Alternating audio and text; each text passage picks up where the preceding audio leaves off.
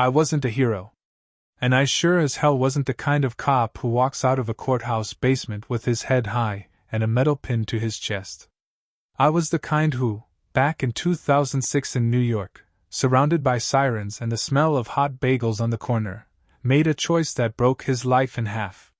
My name was John, I worked as an FBI agent, and I had a partner, Ben. We both knew one thing: in this city, power and money always walked hand in hand, and the law was just a curtain hiding whoever had the best connections. When we were assigned to a case against the Gambino family, we felt the moment creeping up that would decide everything. Every agent dreams of a big case, the kind that gets you promoted, gets your name in the reports, maybe even a safer post and a better apartment. But that's not what we wanted. We wanted freedom. And $5 million in cash looked a hell of a lot better than any framed certificate from the Bureau. It all started with routine work, wiretaps, surveillance, documenting meetings. We followed Gambino guys like shadows, watching them pass packages, count cash in the back rooms of restaurants, whisper about shipments on the docks. It was dirty work, but at some point we realized they weren't just stashing money, they were piling it up in insane amounts, preparing for something big. And that's when the thought hit us. Stealing from the mob sounds like suicide. But stealing quietly, using your badge when you're officially on the case, and all the paperwork is on your side, that's a whole different story. We knew there was a black fund stashed in the basement of one of their nightclubs. Several safes, and one of them was the main one. According to our intel, it held around $5 million. A number that fries your brain when you're making $60,000 a year and barely scraping by. Ben was the first to say it out loud. We were sitting in the car near the docks, he was smoking, I was spinning a cold Dunkin' coffee cup in my hands. He just said, "We can do it." And I knew exactly what he meant. I laughed, tried to brush it off as a joke, but deep down I was already agreeing. For weeks we went over the plan. Use our badges to get in officially. Make it look like a seizure, record everything on camera, and then lose the key evidence. The money. $5 million that nobody could ever report missing because the mob sure as hell wasn't going to file a complaint. To the world, that cash never existed. But to us it did. And that was fatal. I remember the night we first walked into that basement. The sticky smell of cheap liquor, bass thumping overhead, the flicker of a dying light bulb in the hallway. And the safe. The one. When we cracked it open and saw those neat stacks of bills, it felt like the world stopped. It wasn't just money. It was freedom, the chance to escape the swamp that had been drowning us for years. But at the same time, it was a sentence. Back then I didn't know every single bill in that safe was a nail in my coffin. The morning after we touched that money, nothing looked the same anymore. I woke up in my crappy apartment, peeling paint on the walls, the radiator clanking like it was begging for mercy, and for the first time in years I didn't feel like I belonged there. $5 million had burned itself into my brain. It wasn't even ours yet, but it had already poisoned me. It made my job feel pointless, made my badge feel like a chain around my neck instead of honor on my chest. Ben was worse. He couldn't shut up about it. Every stakeout, every late-night diner stop, he circled back to the plan. He started drawing out the math on napkins, breaking down how we'd split it, where we'd stash it, how long we'd need to lay low. He spoke like the money was already in our pockets. I wanted to tell him to shut the hell up, but truth was, I needed to hear it. It made the fantasy feel more real, and by then, I was already hooked. We both knew the risks. This wasn't just a dirty little side hustle. This was robbing one of the most dangerous families in New York, a family that had buried people for debts smaller than a missed envelope. We also knew if the Bureau found out, we were finished. Not just fired, finished. Prison, disgrace, probably a target on our backs from both sides. But when you've lived your whole life waiting for someone else to decide your future, the idea of grabbing it for yourself feels like the only thing that makes sense. The hardest part was logistics. How do two federal agents make millions of dollars vanish without leaving a trail? We had to think like criminals, but with the discipline of cops. We studied chain of custody, the evidence protocols, every little gap in the system where cash could fall through the cracks.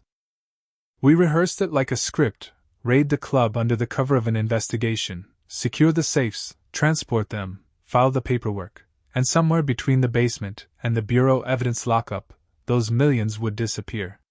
The story we'd tell would be airtight. The Gambinos couldn't complain, the bureau would assume some of the money had been laundered away already, and the rest, well, nobody counts unreported cash. But the plan came with its own demons. I started noticing the weight of my gun more, like it wasn't just a weapon anymore but a tool we might actually need against our own. I started watching my colleagues differently, wondering which one of them would smell something off if I blinked the wrong way. And then there was the paranoia that seeped into everything. Walking down the street, hearing laughter behind me, I'd tense up, thinking someone already knew. The night before we pulled the trigger, Ben and I sat in his apartment surrounded by cigarette smoke and empty beer bottles. He was calm, almost too calm, like a man who had convinced himself that nothing could go wrong. I, on the other hand, couldn't breathe. My stomach churned like I'd swallowed broken glass. I wanted to back out, I wanted to scream at him that we were insane, but then he looked at me and said something that stuck. "If we don't take this, we'll die the same way we've lived, broke and forgotten." And just like that, I knew there was no turning back. The next morning we dressed in our suits like every other day.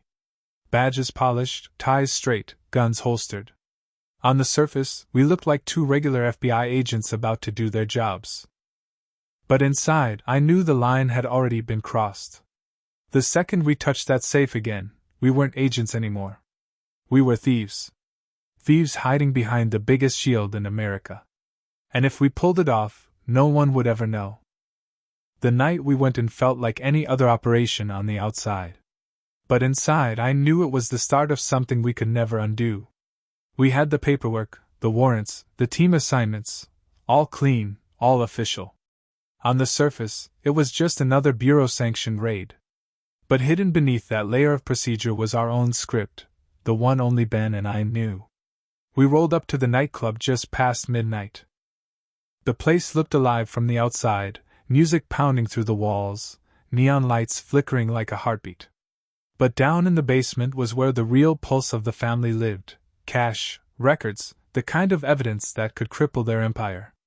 That was the line we fed the bureau, and it wasn't even a lie. The lie was what we planned to do with it. The raid itself was textbook. Our team stormed the club, shouting commands, putting mobsters on the floor, zip-tying hands behind backs. I kept my face stone cold, as if I hadn't already memorized every step leading to that basement. My heart was hammering, but I forced myself to move like I'd done it 100 times before. Agents cleared the upper floors, but Ben and I volunteered for the basement. Nobody questioned it. Why would they? We were the lead investigators. When we reached the bottom of the stairs, it hit me. The same smell, the same buzzing bulb, the same damn safe. This time, it wasn't just surveillance. This was it.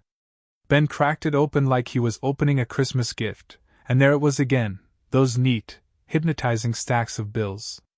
My throat went dry. I couldn't move for a second, like my body refused to accept what my mind already had. We started packing it. Carefully, methodically, as if following procedure. We recorded enough footage to make it look legit, documenting the seizure, narrating evidence for the camera. But when the lens turned away, so did the truth. 2 of the bags went into bureau custody. One, the biggest one, disappeared into our vehicle. It was that simple. That terrifyingly simple. As we drove away, my nerves were on fire. Every red light felt like a death sentence. Every siren in the distance made me sweat bullets. I kept expecting one of our guys to pull us over, call us out, point a gun and ask where the hell the 3rd bag went. But nobody did. To the bureau, it was just another operation. To the Gambinos, it was just another bust. To us, it was the biggest theft of our lives. We didn't talk during the drive. Silence filled the car, thicker than the night outside. Ben's hands were steady on the wheel, but I could see the glint in his eyes, the thrill, the hunger, maybe even madness. I gripped the bag at my feet like it might vanish if I let go. $5 million. Right there. Ours. Back at the office, we logged the seizure, filed the reports, handed over what was left. Nobody batted an eye. Just another day in the bureau. But I felt like the walls were closing in on me. I couldn't stop replaying every second in my head, searching for mistakes, gaps, anything that could expose us. That night, when I finally got home, I opened the bag again. I shouldn't have, but I did. I sat there on my floor, lights off, staring at those bills. The smell of ink and paper filled the room. I ran my hands over the stacks like they were something sacred, but instead of feeling rich, I felt cursed. It was like holding fire, powerful, dangerous, something that would burn me if I wasn't careful. Ben called me around 2 a.m.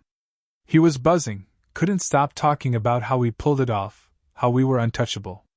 He made it sound like we were kings now. But I couldn't share his excitement. My chest was heavy, like I'd swallowed lead. Because deep down, I knew the job wasn't over. Taking the money was the easy part. Keeping it, that's where the real war began. And in New York, wars never stay quiet for long. The first week after the heist felt like walking on a frozen lake, listening for the cracks under your feet. On the surface, everything held together. The Bureau filed their reports, the Gambinos licked their wounds, and no one seemed to notice the missing millions.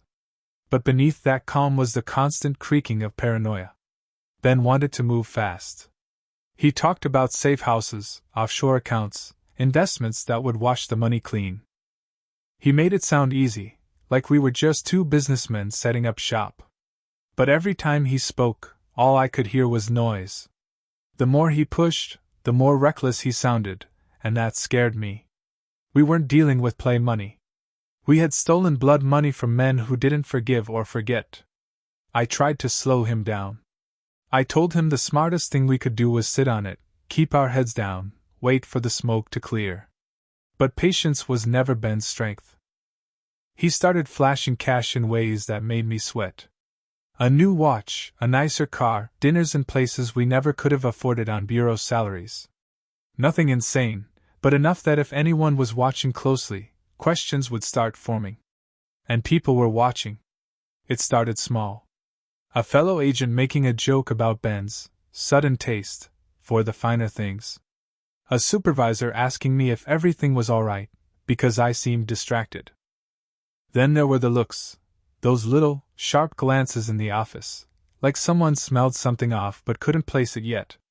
I brushed it off, but inside, my stomach was in knots. Worse than the bureau, though, was the silence from the Gambinos. Silence is never good. The family didn't rage in the streets, didn't make headlines, didn't strike back. They just went quiet. And that meant they were thinking, watching, waiting. Every night when I locked my door, I half expected to hear footsteps behind me, a knock that would end with a bullet. Ben didn't care. He said the family wouldn't dare go after federal agents, that we were untouchable behind the badge. Maybe he believed that. Maybe he just needed to believe it to sleep at night. But I knew better. The badge wasn't a shield. It was a target. The breaking point came 2 weeks later. I was coming out of my apartment one morning when I noticed a car parked across the street. Same make, same color, same spot, 3 days in a row. I tried to tell myself it was nothing, but when I glanced back at it, I caught the faint glow of a cigarette behind the windshield. Someone was watching me. I told Ben, and he brushed it off. Said I was paranoid, that I needed to stop thinking like a victim. But that night, he showed up at my place drunk, rambling about how he thought one of the Gambino soldiers had followed him from a bar. His hands were shaking as he lit another cigarette. That's when it hit me. The cracks weren't just in the ice under our feet. They were in us. We stopped trusting each other. Every phone call felt like a test. Every silence felt like a lie. He accused me of holding out on him, of planning to take more than my share. I snapped back, said he was the one putting us at risk with his spending. It got ugly fast. And then came the call that changed everything. A blocked number. A voice I didn't recognize, calm and low, asking if I enjoyed my promotion. I froze. He didn't say his name, didn't need to. The way he spoke told me enough. They knew. Maybe not everything, maybe not yet, but enough. Enough to put us on their list. That night, staring at the bag of cash hidden under my bed, I finally understood the truth. We hadn't stolen $5 million. We had bought ourselves a war. And wars like this never end clean. After that call, sleep became impossible. I lay in bed with my gun on the nightstand, every creak in the hallway setting my nerves on fire. I'd wake up drenched in sweat, heart pounding like I'd been running. The cash under my bed wasn't freedom anymore. It was a corpse rotting in the room, stinking up every breath I took. Ben, on the other hand, started unraveling in a different way. He doubled down, got meaner, sharper. He told me I was weak, that I'd crack before the bureau or the family ever touched us. He carried himself like a man who had already killed the part of himself that felt fear. But the truth was written all over him. He was scared too, he just hid it behind anger. Then came the bureau's audit. A routine financial review, they called it. To me, it felt like a guillotine dropping in slow motion. They didn't ask much, just wanted receipts, expense reports, the usual nonsense that had never mattered before. But sitting across from the auditors, I could feel their eyes prying into me, searching for cracks. I gave them the answers, kept my voice steady, but inside I was screaming. Afterward, Ben laughed it off, said they had nothing, said we were ghosts. But he didn't laugh when word came down that organized crime had picked up whispers about missing money. Somebody inside the family had started asking questions, and the questions were getting closer to us. That's when the first body dropped. It wasn't ours, thank God. It was one of the Gambino bag men, a guy we'd seen running errands during surveillance. They found him in the trunk of a car, shot twice in the head. The bureau chalked it up to internal disputes, but I knew better. That was a message. Someone had to pay for what was missing, and the family had started with their own. It was only a matter of time before they looked higher. Ben insisted it was good news. They don't suspect us, he said. They think it's their guy skimming. But the more he talked, the more I realized he believed it because he had to. He couldn't face the possibility that we were already dead men walking. Our partnership fractured. He wanted to move the money immediately, spread it out, buy property, start laundering. I wanted to bury it, leave it untouched until the heat died down. We screamed at each other in his apartment like enemies instead of partners. The trust that had bound us together through the heist was gone. Now it was just fear and suspicion, a time bomb ticking louder every day. And then, one night I caught him. I came home late and found my apartment door lock scratched. My stomach dropped. I walked inside, gun drawn, and there was Ben, standing in my living room, the bag open on the floor. He tried to play it off, said he was checking on me, making sure I was safe. But I saw it in his eyes, he wasn't there to protect me. He was there to take what he thought was his. I didn't say a word. I just stared at him, my finger tightening on the trigger, and for a second I thought I was going to kill my own partner. He must have seen it too, because he backed off, muttering excuses as he slipped out the door. That was the moment I knew we weren't partners anymore. We were enemies trapped in the same cage. The next day, I got another call. Same block number, same calm voice. This time it was clearer. You're running out of time. The walls were closing in. The bureau sniffing, the family hunting, my partner circling like a wolf. I thought stealing the money was the hardest part. But the real heist, the one that mattered, was trying to hold on to my soul while everything else burned. And I was losing. By the time winter rolled in, the city felt smaller, colder. I couldn't walk down a street without looking over my shoulder, couldn't sit in a diner without checking every reflection in the window. The money was still there, hidden, untouched, but it wasn't mine anymore. It belonged to the bureau I betrayed, to the family I robbed, to the partner I no longer trusted. I was just the idiot holding it for them until the bullet came. Ben and I barely spoke. When we did, it was sharp, clipped, dangerous. He started hinting that maybe we needed to take care of each other before someone else did. I couldn't tell if he was bluffing or planning. But one night, I found myself sitting in my car outside his apartment, gun in my lap, trying to decide if I was going to walk up those stairs and end it before he did it to me. I sat there for an hour, engine off, hands shaking, until I realized I'd already lost. A man with $5 million in cash shouldn't feel poorer than he did before. But that's what I was, broke in every way that mattered. Then it all came down at once. The Bureau launched a quiet internal probe, digging deeper into our case files. Rumors swirled that someone tipped them off about irregularities. At the same time, the Gambinos made their move. A drive-by on one of our informants, his body left in an alley with a note stuffed in his mouth. "Where's our money?"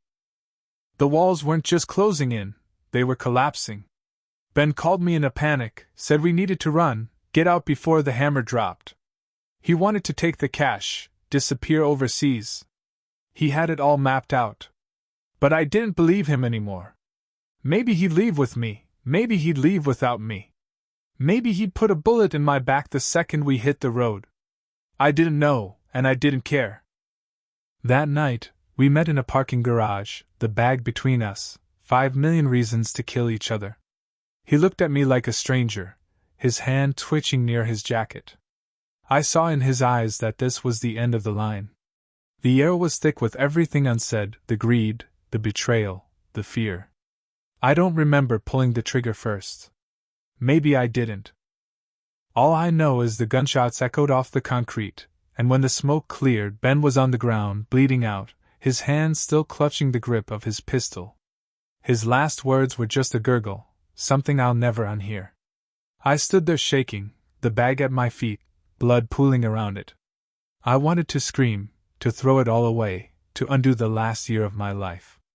But there was no undoing. Only the silence of a parking garage, and the weight of what I'd become. I left the money there with him.